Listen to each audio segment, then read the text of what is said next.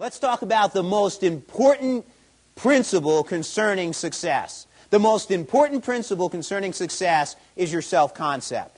Your self-concept will determine your altitude in life. Now, what is the self-concept? The self-concept is the way you see yourself. It's the image you have of yourself, the concept you have of yourself, all the beliefs that you have concerning yourself. You see, when it comes to success, your self-concept will determine your levels of achievement more than anything else in your life. We have a simple formula that we use in Excel to Success that goes like this. Your NA plus your DA times your SC equals your PP&P. Your NA stands for your natural attributes. You have all been born with natural attributes. They're the things that have been passed on to you from the previous generations. And you add that to your developed abilities. You all have developed abilities. You have developed abilities in grammar school and in high school and in college. You developed abilities on the athletic field. You have developed abilities in your interaction with your family members and friends.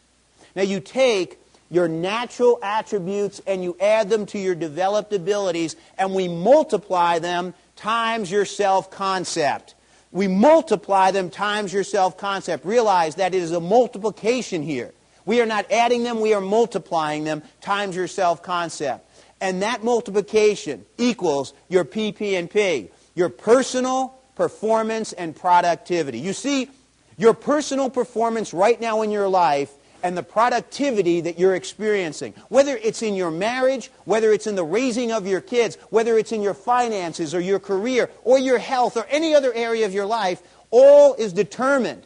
It is determined by the majority of the way you see yourself. Your self-concept has the greatest effect upon your performance and your productivity.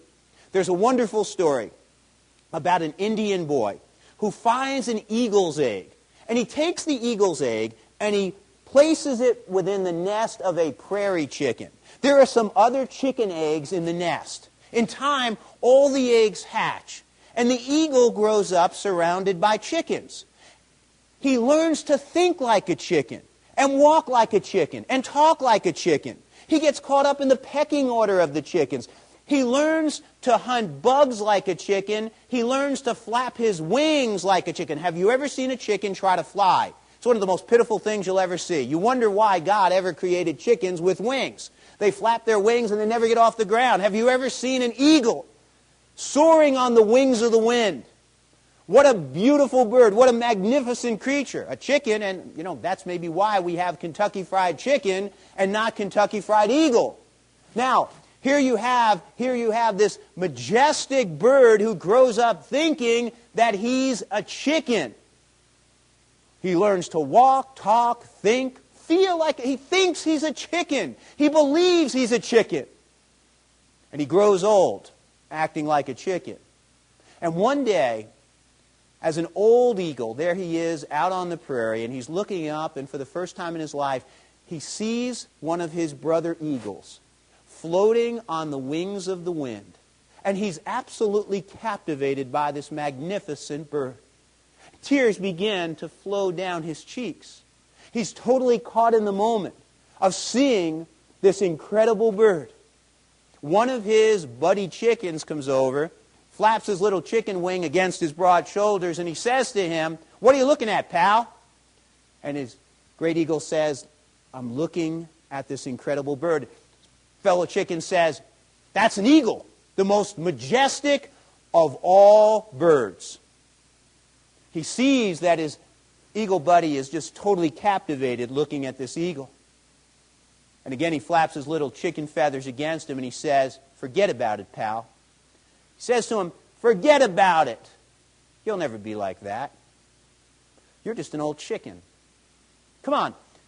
Let's go hunt some bugs. Let's go eat some worms." And as the story goes, that glorious eagle dropped his head. He dropped his shoulders. He hunched over. And he went back to the pecking order. To eat worms when he was created to soar into the sun. To hunt bugs when he was created to float on the wings of the wind. And that story is a story about all of us, folks. That is a story about humanity. We were not created to be chickens. We were created to be eagles. We were created to soar into the sun and do magnificent and fabulous things. But many of us, we believe the lie. And we settle. We settle for the pecking order. We believe the lie and we settle in and we become like chickens. When in reality, we were created with the potential of eagles.